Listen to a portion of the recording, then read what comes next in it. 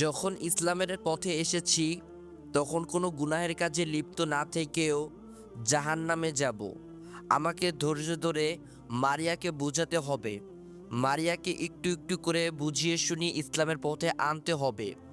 একদিন একটা একটা করে সবগুলো যাতে করে সেদিকে খেয়াল রাখতে হবে। জোরপূর্বক করলে সঠিক পথে আনা যাবে না। ইসলাম জোর জবরদস্তির ধর্ম নয়। ইসলামের পথে যারা আসে তারা ইসলামের বিধানকে ভালোবেসে আসে। ইসলামের প্রতি তাদের আগ্রহ হয়েছে বিধায় তারা সঠিক পথে আসতে পেরেছে। মারিয়ার ডাকে মাহিন ভাবনার জগৎ থেকে বের হয়। তখনই মাহিন মারিয়াকে বলে, ও ভালো কথা, আরিয়ান কোথায়? মারিয়া বলে, তাকে সকালবেলা তার মামার সাথে পাঠিয়ে দিয়েছি। মাহিন বলে, কেন?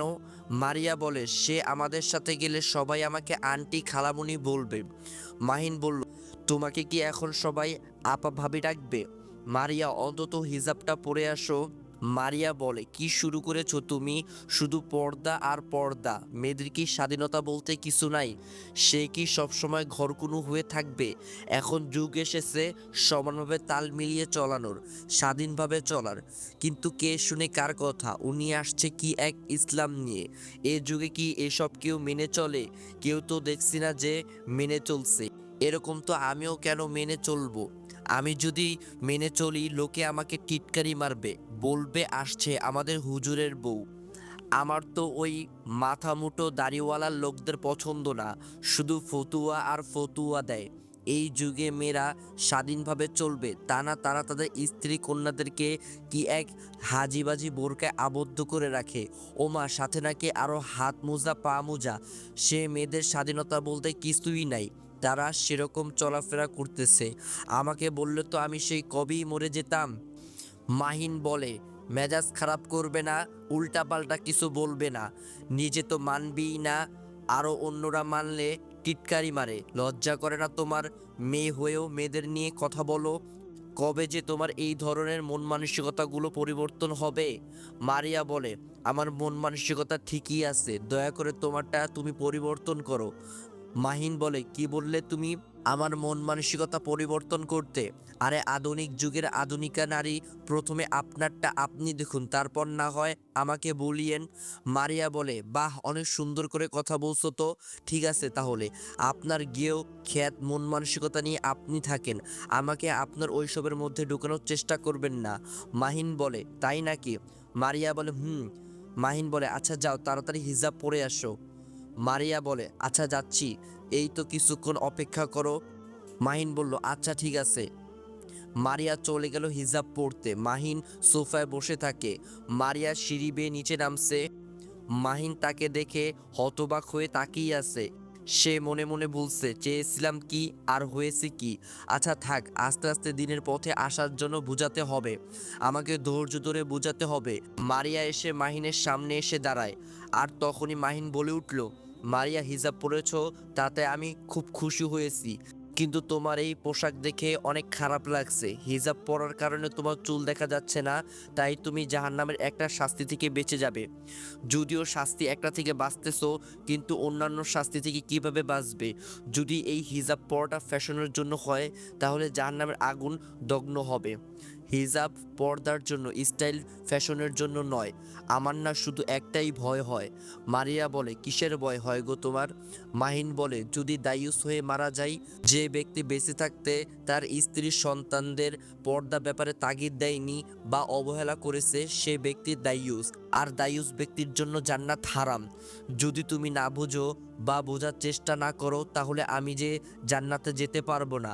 আচ্ছা তুমি তো কিছুই জানো না বা কিছু জানারও চেষ্টাও করো না। মারিয়া বলে, ঠিক আছে চলো, যেখানে যাচ্ছি সেখান থেকে আসি, তারপর না হয় দেখা যাবে। মাহিন আর মারিয়া বের হয়। তারা যখন রাস্তা দিয়ে হেঁটে যাচ্ছিল তখন সামনের দিকে তাকায়। যখন তাকালো তার চোখ আটকিয়ে গেল। সে দেখলো একটা বোরকা পরিহিতা মেয়ে হেঁটে যাচ্ছে, আর তার সাথে একজন পুরুষ আর একটা ছোট্ট মেয়ে যাচ্ছে। মারিয়া যে মেয়েটিকে দেখলো, সে মেয়েটি শুধু নিজেকে বোরকা দ্বারা আবদ্ধ করেনি, সে সাথে হিজাব, হাত আর পা মোজা দ্বারাও নিজের পুরো দেহকে আবদ্ধ করেছে। আর তার শরীরে এক অংশ দেখা যাচ্ছে না। আর আমি কি না এই আমি কি ভাবছি, সে তো একটা হুজুরের বউ।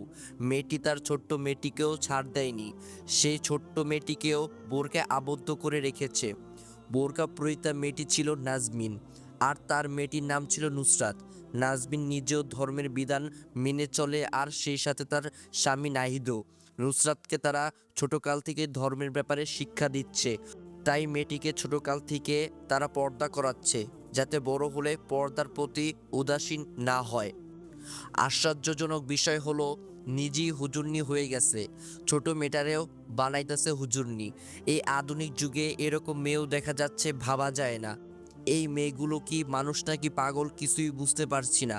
আরে পাগলও তো এক প্রকারের মানুষ, তাদের সমস্যার কারণে তারা পাগল। এই মেয়ের কি সমস্যা আছে নাকি, যে নিজেই তো করে আর ছোট্টটাকেও করায়? এই আধুনিক যুগে ফুর্তি করবে তা না, আর সে আছে কি এক পর্দা নিয়ে, কীভাবে যে থাকে এই বেশে। আমার না এসব থেকে লজ্জা হচ্ছে। মারিয়া এসব নিজেকে নিজে বলছে, হঠাৎ তার চোখ সামনে যায়, আর সে আঁতকে উঠে। সে দেখতে পায় নাজমিন মেয়েটির সামনে আরেকটি মেয়ে হেঁটে যাচ্ছে, সে হচ্ছে আতিকা। সেখানে ছিল কয়েকটা বখাটে ছেলে, আর আতিকা ছেলেগুলোর সামনে দিয়ে স্টাইল করে চুল নেড়ে নেড়ে যাচ্ছে। ছেলেগুলো হচ্ছে আশিক, আরিফ, আইমান, সিফাত, রেজা, সোয়াদ। আতিকার পোশাক ঠিক মারিয়ার মতো।